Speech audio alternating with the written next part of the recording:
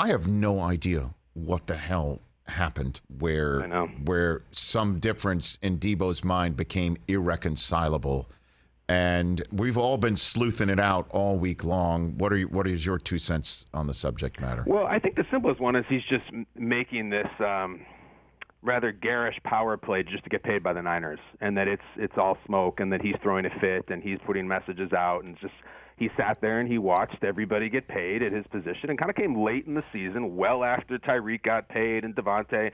And he's just throwing a fit, and all the things are nonsense, and he just wants to be paid, and it's just a good old-fashioned pay-me wide receiver thing.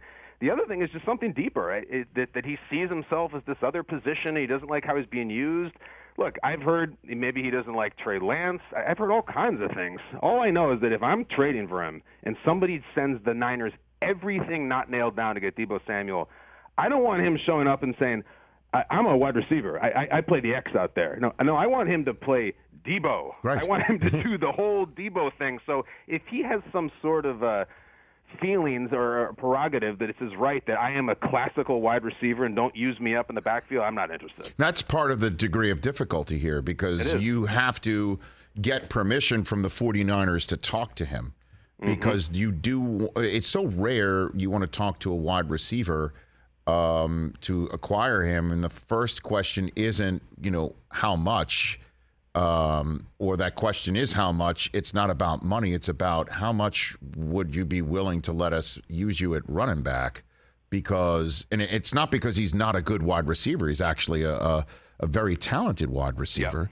who's very physical and can run away from people. It's the issue of how he's used that makes him unique, that makes him Deebo, as you pointed out. And you'd have to have that conversation, and that's all got to happen.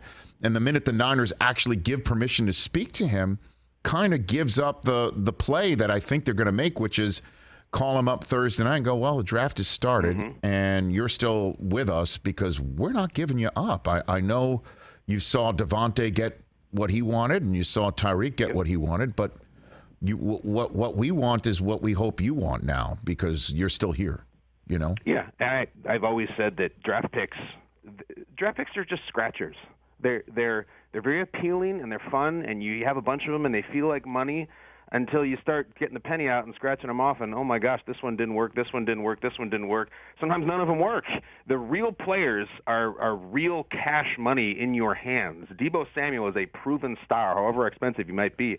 I don't know if any of these guys are going to amount to anything, and that's the fun of the draft. Is it's not cash. It's the scratcher thing you buy. It's got cool pictures on it. You got all kinds of fun, and a lot of times you end up broke. So anybody who could trade anything for Deebo, I'm still advocating for. Top 10 pick, I don't care. If you can do it and you can pay him and the Niners say we have no choice, I would do it. Hey, you watched all the way to the end. Thanks for that. Watch more right here.